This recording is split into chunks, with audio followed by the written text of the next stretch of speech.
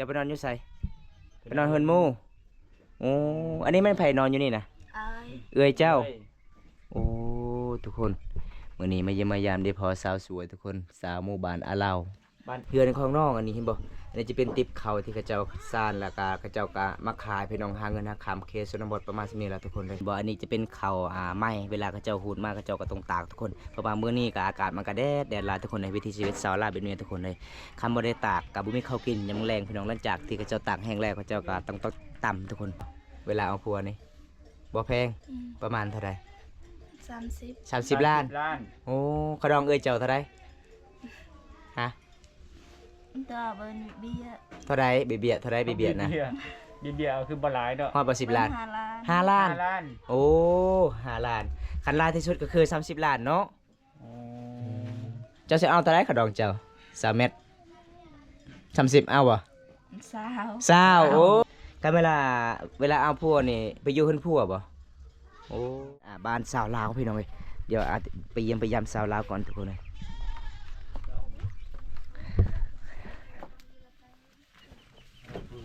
แต่ว่าบ้านนั้นนี่นะบ้านละผิดที่แพกบ่แม่นโอ้ขันเฮือนผู้สาวนี่ฮู้จักเลยเนาะโอ้มาแต่ดนเลยบ่หากมามากับผู้ใดเจ้านี่นะมาคนเดียวมาคนเดียวแม่นผู้นี้เด้จักมาแต่ใส่บ่ฮู้โอ้เบิ่งเราจักเลยหยังไว้นี่นี่เห็นบ่เฮือนผู้สาวสบายดีผู้สาวสบายดีเจ้าซื้อในใดเนาะแม่นอายุจักปีแล้วเบิ้ล14 ปีเนาะ14 ปีเป็นยังไงยังโสดอยู่บ่ฮะยังโสดจักเปอร์เซ็นต์คือแบบบ่มั่นใจอ่ะนะโสดจักเปอร์เซ็นต์โสดแบบบ่มั่นใจอ่ะนะพอมาลอยบ่อันนี้มันเฮือนเจ้าบ่เนาะพี่น้องมาเยี่ยมมายามมื้อนี้ได้พอสาวสวยบ้านป่าอันนี้ห้องนอนเจ้าบ่บ่แม่นเจ้าไปนอนอยู่ไสไปนอนเฮือนหมู่โอ้อันนี้แม่นไผนอนอยู่นี่นะเอื้อยเจ้าโอ้ทุกคน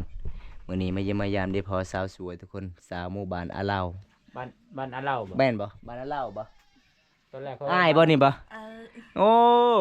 สบายดีเด้อสบายดีเด้ออ้ายเด้อหากมาแต่ไสนี่นะโอ้อันนี้พี่น้องมาเยี่ยมมายามครั้งแรกเลยบำตาเดินทางเขตชนบทหมู่บ้านอาเหล่าพี่น้องบ้านอาเหล่าน้อยบ่อาเหล่าใหญ่อยู่ไสไปอีกโอ้พี่น้องเบิ้งทุกคนเขตชนบทเฮือนของน้องอันนี้เห็นบ่อันนี้จะเป็นติบเขาที่เขาเจ้าสร้างแล้วก็เขาเจ้าก็มาขายพี่น้องหาเงินหาคำเขตชนบทประมาณนี้แหละทุกคนเลยเห็นบ่ไปเดิมๆเลยพี่น้องกินแล้วป่ะยังบ่ได้กินอยู่ปลาตัวมาแต่ไห้บ่นี่โอ้โหดเขาพูดเขาบ่โอ้ช่วงนี้ก็ช่วงแบบช่วงหูดเขาเนาะบ่ได้เห็นหน้าบ่บัดดอกมีแต่ให้เนาะโอ้เอาบ่คนไปหูดซอย เอาเบาไซโลด นี่เอาเบากรุงเทพพัดเอาแล้วค่อยสิไปหั่นนะหมู่บ้านเจ้ามีสัญญาณเนาะมีบ่นี่แห้งทุกคนเลยแสดงว่ามาหมู่บ้านนี่สุดยอดทุกคนสัญญาณอินเทอร์เน็ตมีไลน์เลยทุกคนเลยบ่น้องอยู่เฮือนเจ้าบ่มีไฟฟ้าบ่โอ้ทุกคนเลยบอมตามาเขตนี่กะสังเกตเบิ่งอยู่เฮือนเขาเจ้าไม่ไฟฟ้าแต่เฮือนของน้องบ่มีทุกคนเฮือนน้องใส่โซลาร์เซลล์เอาทุกคนเลยโอ้ยพี่น้องกะเป็นน่าสงสารน้องอยู่พี่น้องในเฮือนเจ้ามีจักคนเนาะ9 คนบ่ตะกี้โอ้ตะกี้น่ะ9 คน9 คนว้าโคตรหลายเลยทุกคนแล้วก็ผู้หญิงจักคน2 คนจะมีเอื้อยบ่เอาพัวแล้วพี่น้องรวมทั้งหมด9 คนเฮือนของน้องชาวลาวบ่ไม่กันน่ะหรอไหมเดลูกสาวกลางอ๋อขดองแพงได้ลูกสาวกลางได้ชาวกกหมู่บ้านได้เนาะลูกสาวกลางคือแพงเลยโอ้เจ้าบ่ได้เข้าโรงเรียนบ่ส่วนหลายเขาเจ้าเขตนี้เขาเจ้าก็บ่ได้เข้าโรงเรียนพี่น้องช่วยเวียกไอ้พ่อไอ้แม่อยู่เฮือนอยู่ศาลถ้าเป็นชาวโสดทุกคนเลยเพื่อน3 บ้าน2 น้องประมาณส่ำนี้ล่ะพี่น้องมาเยี่ยมมายามครั้งแรกได้พอสาวหยังก็ลืมแล้วชาวเม็ดบ่อายุ14หรือ15 14 ปีเพิ่นเบิ่งน่าจะ16 17นะ เป็นระบาด14 แสดงว่าเจะมักแหงลีเนาะ ให้มันไวสวยเนาะบ้านนี้เนาะ แม่น งานแบบธรรมศาสตร์เลย สาวก็งาม ว่าแม่นเจ้าให้บ่น้องเป็นหยังฮะเจ้าอกหักบ่ อกหัก ฮะเจ้าหักกระตื่นนอนอ๋อนี่ทุกคนเขตชนบทหมู่บ้านเฮาเห็นบ่อันนี้จะเป็นเขาไม้เวลาเขาเจ้าหูดมาเขาเจ้าก็ต้องตากทุกคนเพราะว่ามื้อนี้ก็อากาศมันก็แดดหลายทุกคนในวิถีชีวิตชาวลาวแบบนี้ทุกคนเลยคำบ่ได้ตากก็บ่มีข้าวกินยามแลงพี่น้องหลังจากที่เขาเจ้าตากแห้งแล้วเขาเจ้าก็ต้องตำทุกคนเห็นบ่เจ้าเล่นเพจคือกันบ่น้องน่าได้ซื้อเพจเจ้าฮะซื้อเพจเจ้าเดี๋ยวใด มา เบิ้งเอาตอนนี้เฮากะสิเอาเฟซน้องก่อนทุกคนเพราะว่าน้องว่ายังโสดเฮาต้องขอเฟซขอไลน์เด้อ สาวโสดต้องแจกเพลงเลย เอ เนาะ อ เอาทุกคน หามาครั้งแรก ต่อเด้อ มาครั้งแรกในหมู่บ้านนี่ น้องบอกว่าโสด นี่อีน้องแมท เจ้าก็ โสดโสด โอ้แมนเอา จะจับเตรียมแคบเอามาปิ้นมาก็สาว ปันเออ นี่อันแคปเอาเด้อทุกคนเด้อน้องคนบอกว่าโสดเด้อ เอาผู้ได้โสดนี่ทีมงานเฮานี่แบบบ่ต้องขี้คุยนะเอาเพจนั้นเลยบ่ต้องว่ายาก แต่หมู่บ้านนี้บอกเลยว่านอกที่สุดตัวเมือง แม่นน่าจะ50กิโลนะ 50 กิโลเขาดองแพงบ่หมู่บ้านเจ้าบ่เวลาเอาผัวนี่บ่แพงประมาณเท่าใด 30 30 ล้าน ล้าน โอ้เขาดองเอ้ยเจ้าเท่าใดฮะ ตัวเบิ้นเบียร์ เท่าไรเบียดเท่าไรเบียดนะ เบียร์คือบ่หลายดอก ฮอดบ่10 ล้าน 5 ล้าน 5 ล้าน ล้าน โอ้5 ล้านคันลายที่สุดก็คือ30 ล้านเนาะ โอ้ เจ้าสิเอาเท่าไรเขาดองเจ้า3เม็ด30เอาบ่ สาว 20โอ้ขอมันเลยเด้อมื้อนี้เด้อบ่ต้องกลับเลยได้มาอยู่ทางบ้านนาเล่าเลยทุกคน แม่น โอ้ยพี่น้องเขตนี่เขาดองบ่แพงเนาะ เขาดอง30ล้านเนาะ 30 ล้าน โตะอยู่ประมาณอยู่อันน่ะ40,000กว่าบาท แม่นกันเวลาเอาผัวนี่ไปอยู่เฮือนผัวบ่โอ้ไปอยู่เฮือนผัวทุกคน พวกมาอยู่เพื่อนเจ้าบ่ได้บ่ได้ ค คือ ลั กั มเนาะ คลัม คลัม โอ้ โทรศัพท์ข่อยบ่มีสัญญาณมาเขตนี่ บ่มีข่อยก็บ่มีคือกัน เจ้ามีบ่มีแห้งบ่มีบ่โยมีได้ มีแต่มันบ่แฮงข่อยก็มี เอาทุกคนมาเยี่ยมมายามสาวสวยมื้อนี้พี่น้องน้องๆก็แจกเพจแจกไลน์น้องบ่ว่าโสดถามผู้ใดมักเพิ่นว่าเอาขดองสาวลายก็ได้เด้อ มาเบิ่งสับเจ้าแห้งไอสิเบิ่ง แฮงนะอ่า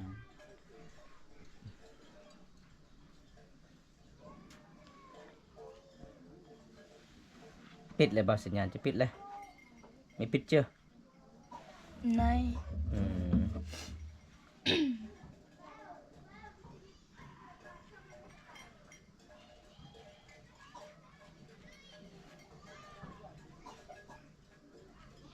เบิ่นสอดด้อยโอ้จิรวัตรสอดด้อยหรือนอนตอนนี้ ไปแต่เช้าเพิ่นบอกไปหุดข้าวนะ อืม โอ้ทุกคนได้น้องก็เว้าภาษาลาวก็บ่ค่อยเก่งแน่ทุกคนพอใส่ก็มาครั้ง เพ แร ราะ ก ว่าเป็นหมู่บ้านนอกที่สุดตัวเมืองเนาะ แม่นเพราะว่ามันห่างจากเมืองน้องน่า แต่ จะชายแดนเมืองพินน่ะ แม่นแสดงให้ทางเมืองพีน แม่นชายแดนเมื แต่ อง ยอมรับว่าสลาวคือนี่เฮามาครั้งแรกใจดีหลายเนาะ แม่น ลงกับเฮาลิมแอนได้ทุกคนน้องก็มาแจกเฟซอีกคนคณะบ่ได้ทากระแปลงเลยงานแบบธรรมศาสตร์เลยพี่น้อง งามเนี่ยแปลว่าได้อ้าบ่อ้าบ่บ้านเด้อง านไปว่าอ้อเนาะอ้อลึก อ้อ งาม ทาง หลาย บ่แม่นเอาทางบ่ เออ เอาได้ถึงงานครับ โอ้อันนี้ก็คือ8ชี ภาษาบ้านเจ้าเอิ้นได้เนี่ยนะ ผักไซ พักซี่ เดี๋ยวบ่แม่น พักซี่ แม่นบักชี บ้านกับเจ้าได้มันต่างภาษาเด้ โอ้เอา บ้านเฮาคือแปดซี่เนาะ 8ชี ไปทางบ้านภูมิตัวได้8ซี่ 8ชี เออทางนี้เด้พักซี่โอ้ยเอาอยู่ใส่จอกเนาะมาเอาจอกไหมเปิดเลยเป๊ปซี่เดี๋ยวสิกดช่องกินโลดเห็นเจ้านั่งเฝ้าตักเข้ามื้อนี้ยันไก่ขึ้นบ่ขึ้นมากินบ่น้อง ข้าวใหม่เนาะ ข้าวไหม้บ่นี่บ่ ข้าวใหม่หรือข้าวเก่าข้าวใหม่เนาะ แสดงว่าหมู่บ้านนี้เขาเจ้าฮู้ข้าวเลยเนาะ แม่นข้าวใหม่เนี่ยแปลว่าในบ้านจะเอิ้น โดยตะไม้ โดยตะไม้ โดยตะไม้ เลยทำไม โอ้ โดยแต่ไม้ คือข้าวใหม่ แต่ไม้แต่เบิ่นรักกึเลย คือแบบคือภาษาทางบ้านเฮาเลยเนาะ แม่ คล้ายคือกัน ยังบ่วงซื้อขนมนี่4คนซื้อมา3ห่อ เฮาก็ซื้อให้น้องเลยบ่แม่นเฮาสิกิน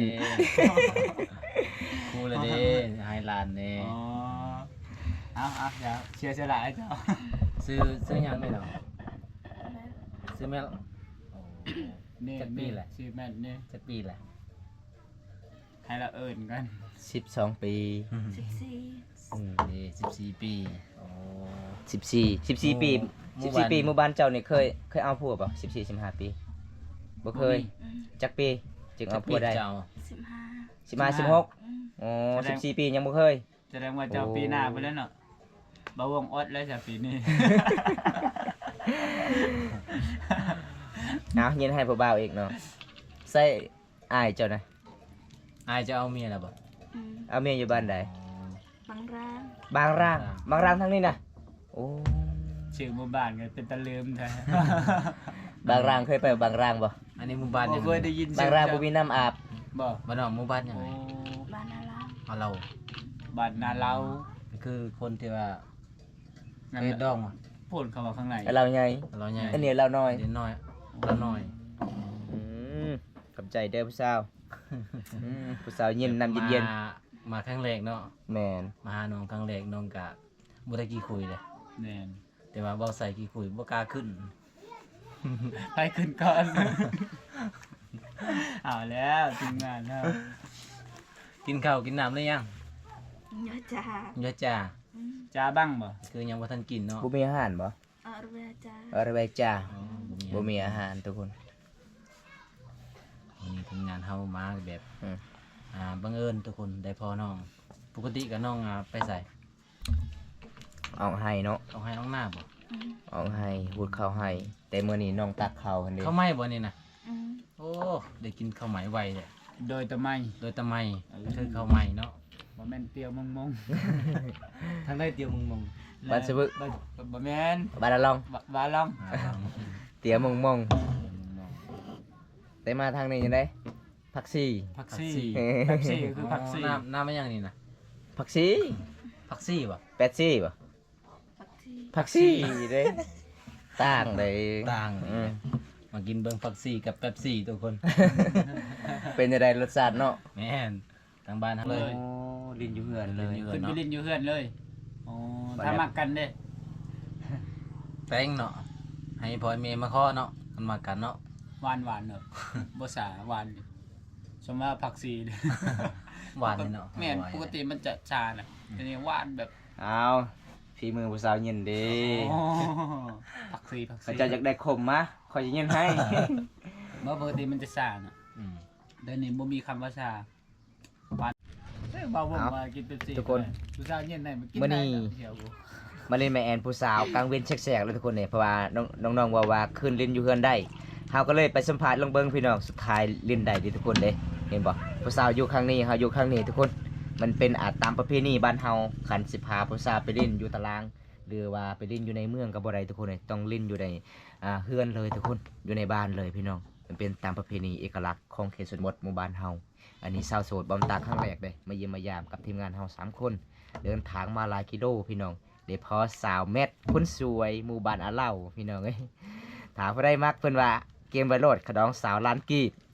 แท้บ่ ต้านเลยบ่ นี่แท้เพิ่นว่าพี่น้องแต่เอื้อยเพิ่นเอาแล้วขดอง5 ล้าน ถึกสุดก็คือเอื้อยแล้ว เอื้อยลาว 5ล้านกีบ 5 ล้านกีบ โตะอยู่บ่ฮอดหมื่น แม่น บ่ฮอดหมื่นใช่ 87,000 แม่ โอ้ยบ่ฮอดหมื่นน่ะ87,000 8,700 8,700 ก็ดองเลยจ้ะ โอ้ดูว่า แม่นว่าสามีแม่นบ่ 8,700เงินบาทเนาะ 5ล้านเราเอาเองได้ 5 ล้านกี่บ่เอ่ยจ้ะ 5ล้านกีบ 5 ล้านหลีได้ โอ้เขาดองลาว20ล้านแล้วอะ เจ้าได้ซะเท่าได 20ล้าน 20ล้าน คันล้านที่สุด30 ล้าน 20ล้านก็โตะอยู่40,000เนาะบ่ฮอดซ้ำ แอมบ่ 20ล้าน แอมลึคือแซบหลาย ค่าดอง20ล้านกี่โอ้ทุกคนนะจัก10,000 50,000 บ่ฮอด สิมื้อเด็ดแล้วก็ต้องมื้อเฮือนทั่วมีงัวมีควายคือกันบ่ บ่มีบ่ อืม โอ้ คือ เอากินยังเลยงานดอง ซะ กินปลานิน กินปลานิ่นเอ้าโอ้อีหลีบ่นี่ ดีๆนะ อีดีบ่ อืม กินปลานิ่นบ่ได้กินงัวกินควายเลย อืม เอ้าทุก ที่ ค บ้าน น นี่2คนได้เมียคอย แปลกก็ดีว่ะ โอ้ หมู่บ้าน ทุกคนมา แปล เข ก ต ดี นี่ ประเพณี กินแต่ปลานิน โอ้ ปลานิ่น งานดองอยู่พี่ แล้วก็มีเงินแล้วก็แล้ว บ่ มี ได้กิน เงินหลายให้เงิน คือกินปลานิ่นอย่างเดียว แล้วก็มีแต่เงินแล้วก็ปลานิ่น อืม จบ จบเลยมาเด้อทางไทยเด้อจะ ปลานินก็แต่ปลานินบ่แม่นปลานินอยู่ในเมืองเด้ ปลานิ่นจะ ปลานินหัวแดง เอา เจ้าหาได้บ่ อย่างเนาะปลานิ่นหัวแดงเนาะ โอ้ยหยอกทุกคนหยอกน้ สิ อง หายากแล้วในนั้น ปลานิ่นหัวแดง จักบ่เคย บ่เคยเห็น มีแต่ปลาทับทิมมันแหละเนาะจุงสุดก็ จะเคยบ่เห็นจะเคยเห็นบ่ ๆเคยเห็นแต่อายหามามื้อนี้เนาะบ่ได้รอซ้ำคนเฮานี่ฮะบ่ได้รอ บ่ใส่แล้วเนาะ รีบมารอ โอ้ยบ่าวกรุงเทพนี่บ่ได้แล้ว ว่าป้าอยู่พี่ก็อากาศบ่อากาศหรือแบบเสีย นะคะ อากาศ เนาะ อืม อากาศออก บางคอยเอิ้นเสียวิลคือ บ้านบ่วงเสียแม่บ่วง อันนี้ก็อายบ่ อืม โอ้หลายเนาะอายเจ้าเนาะโอ้ทุกคนเพื่อนของน้องก็หลายเลยพี่น้อง9คนทุ ก็ ก ค คน น บ่เนาะโอ้ แต่ ผู้หญิงจักคนน่ะ สอง 2 สองคนเนาะ ยิงช่อง เอื้อหลาเอาผัวแล้ว ใส่ห้า บ่รวมกับพ่อกับแม่น่ะ ผู้ชายเจ็ด นั่นบ่รวมทั้งพ่อแม่บ่เก้าอ่ะ อืม สรุปว่าแบ่งเอาเด้อ ลายอยู่ทุกคนขนม ขนมเนาะ เตี้ยวบ้านเฮา เตียวลงเตียวมงอันนี้บ้านเจ้าก็เอิ้นเตียวคือกันบ่ แล้ว แก้วโมเมนเตียว บ่มังพริกอ่ะนะมังพริกอ่ะ พี่กระเตียว เตียวคือกันบ่มังพริกเฮาตำหั่นนะ เตียว เตียว เตี้ยว อันเตียวดิบอ่ะเอิ้นได้ เตียวเกลา เตียวเกลา น่ะ แม่นปะ เตียวเกลาเตียว เตี้ยว อ๋ เกลา อบ่แม่นเตียวมงบ่ มองบ้านชื่อ เห็นว่าเตี้ยวเฮา อืมอ่ะเตียวอีกแล้วภาษาบ่รู้แต่ก็บ่คือกันทุกคน มา เลย เซียวอีก ภาษาแตกต่างกัน แม่น เฮาก็แม่นเนาะ บางกองคือกันแต่ว่าตะวันอยู่ในพื้น อืม ตัวนี้ล่ะเฮา ท้องถิ่น เล่า อืม กันทำไมได้เป็นเกลาหรือเกลาได้แต่บ้านเราที่หมอเขากันทำไม อืมเลือกเก้ากันไปเลย แสดงว่าแตกต่างกันภาษา ต่างกัน คาเมนคือกัน เพราะแบบเฮาสนใจแบบประเพณีนี่ล่ะเวลาเขาเฮ็ดดองนี่มีแต่เงินเลยบ่เนาะ เจ้าไม่ได้สนใจประเภทนี้สนใจตรงที่มันถึกอันนั้นชาวล้านกินมันนิดนึง คอยชุดใจผู้สาวคอยนะ แบบประเพณีเขาน่ะ ชาวล้าน ง่ายมันง่ายกว่า ง่ายป่ะ ง่ายกว่า มาเลยมาคอเลยมาบอกปีหน้าแต่ปีนี้อดไว้ก่อนเด้อ14เป็นว่า บ่น้องถ้าว่ามีคนฮักคนมักนี่มีแต่เงิน20ล้านน่ะก็มื้อน้ำพัวเลยบ่แม่นบ่ โอ้ มีจำฮีดนำแน่บ่ บ่มี บ่ได้จ นี่นะ บ่มีแต่แบบว่า ให้เงินให้ค ให้เงินแล้วก็จำที่ ำกินข้าวกินน้ำแล้วก็เมื่อเลย เมื่อ กิน เลย ปอกแป๊กแล้วก็เมื่อเฮือนไปเฮือน ยั มั ง น ปุกเปกปุกเปกกินยังปุกเปกปุกเปก กินแบบก็เฮ็ดกินธรรมดานะแบบบ่ได้แบบครบงานเจ้าไปนอนเฮือนหมู่อีก อืม โอ้ทุกคนเลยนี่คืออาจจะคนนอนเลยนี่ มานะ มานะคือคนเดียวทุกคนพ่อแม่ไปนอนอยู่เฮือนครัวพวก อืม โอ้ทุกคนพ่อแม่ไปนอนอยู่เฮือนครัว บ่ได้บ่ใส่ พูดเฮือนครัวพวก อยู่หุ่นบ่ แม่น อยู่บนห้องครัวบ่อันนี้เฮือนอันน่ะห้อง ห้องเอื้อย อันนี้เด้ อันนี้เพิ่นเอาไว้ให้คนนี้อีกคันคนนี้เอาเมียนะยังคนหนึงเหรอวะโอ้แล้วเพิ่นนี่ไปนอนเฮือนหมู่บัดนี้โอ้ กินซาวโซดกินนี่ต้องไปนอนเฮือนหมู่บ่โอ้อย่างน้อยก็2คน3คนขึ้นไป อืม โอ้ทุกคนเลย นอนนำกันจะคนอยู่เฮือนหมู่ ไปนะ ไปน่ะ3คน 3คน สาวโสดเบิดมื้อแรงเด้อบ่ใช่ เอาสิไปเล่นน้ำ มึงสินาน้องคือสิบ่ได้ดอก น้องญาติ น้องยาน กูบ่าวใหญ่ลี คน เนาะ น่ะคนแปลกหน้าเนาะบ่เคยเห็นซั่นเนาะ เวลาผู้เฒ่ามาลินมาแอนเจ้านี่คนทั้งบ้านได้แน่ บ้านนายเคยมาเรียนบ้านเลนปีดบ่ ผลมังมีก็มาบ่โอ้ บ่เคยมาก็คือบ้านหยัง บุญยาง ปุ้ญญา บ้านบุญยางนี่บ่กล้ามาแต่ผู้สาวมาแล้วผู้สาวบ่ลุกก็คือจบเลยอ่ะน้ำมันรถกับ4-50แล้ว ลงทุนขนาดเนาะ แม่น แบบคนลาวเขาเจ้าบ่ได้มาลิ้นบ่แถวนี้นะมีคือกันบ่เนาะ มีเนาะ คนลาวมาลิ้นสนองมีคือกัน แต่เจะเว้าลาวบ่ค่อยเป็นเขาเลยเมื่อ อ๋อน้องบ่ได้เรียนเลยได้เสร็จหาผู้บ่าวได้เสร็จเชียงเอาโอ้เสร็จเอาเสร็จเชียง เสีย เอา งดายกินน้องนี่เขาบ่เห็นหนังสือเนาะเสียงดาย แม่นเพราะว่า15ก็เขาเรียนในจักปี3ปีเนาะ3ปี4ปี5ปีประมาณนั้นอยู่แต่ว่าน้องเพิ่นจักน่าจะเข้าอยู่ดอกแต่เพิ่นน่าจะลืมมันน่ะ แม่นบ่ เขาหัดป .1 ป .2 ก็บ่ได้เรียนบ่โอ้ทุกคนมื้อนี้ก็มื้อลินมาแอนครั้งแรกที่ได้ขึ้นมาเยี่ยมมายามเขตนี้คักหลายเนาะบรรยากาศหมู่บ้านก็ค่อนข้างแบบโบราณแล้วก็ดั้งเดิมอีหลีเนาะบ่ว่ามันชายแดนก็สิเข้าเมืองพินก็บ่แม่นสิเข้าเมืองนองก็บ่แม่นมันเบิดคืออปรจะประมาณนึงพระเบิ่น ไปได้เนาะบ่ได้ที่คุยเนาะ เอาสาเม็ดตอนนี้ไอ้กลับกันเด้อขอขอบใจที่ร่างลิ้นนางแอนกับไอ้ายเพราะว่าไอ้ายยังสิเดินทางต่อหมู่บ้านนี้เป็นครั้งแรกไอ้ายมาเยี่ยมมายามได้พอเจ้าโอ้ยใจดีหลายคุณก็งามใจก็ดีเมื่อหน้าไอ้ายมีเวลาว่างๆอยากมาเยี่ยมมายามไม่ได้บ่น้องได้บ่ เบิ่น ได้เนาะนี่ทุกคนคันน้องยังบ่ทันเอาพัวมาได้เพิ่นว่า แต่มันเป็นที่สุดหมู่บ้านนี้เวลาขึ้นเฮือนขึ้นศาลพี่น้องเอ้ยเฮาต้องมาเล่นมาแอนผู้สาวอยู่เฮือนอยู่ศาลทุกคนเป็นได้เฮาก็ ครับ สีปิดไว้สุนี้ผู้ใดรับชมคลิปนี้แล้วก็ฝากกดไลค์กดแชร์กดติดตามด้วยเด้อพี่น้องฝากเป็นกำลังใจเฮาเฮ็ดคลิปตอนต่อไปคลิปหน้าพบกันใหม่ขอกล่าวคำว่าสบายดีบ๊ายบายนี่ บ๊ายบาย เอาพี่น้องจะได้บอมตากับสิปิดไว้สุนี้ก่อนคลิปนี้คลิปหน้าพบกันใหม่พี่น้องเพราะว่าบอมตากับมาเยี่ยมมายามเดินทางเขตชนบทหมู่บ้าน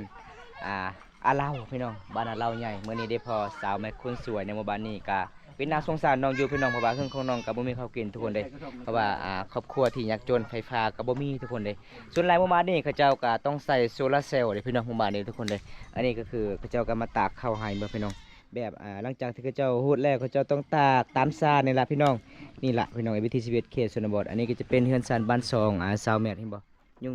มุ่งโดวยหญ้าขาพี่น้องเลยเป็นหมู่บ้านแบบเดิมหมู่บ้านนี่ทุกคนเห็นบ่ในเบิ่งเท่าใดเฮือนเขาเจ้าก็มีแต่โซลาร์เซลล์โซลาร์เซลล์เอาพี่น้องอันนี้ช่างสีมันสิพังหมดแล้วพี่น้องโอ้ยคันฝนตกนี่แล้วเลยพี่น้องเอ้ย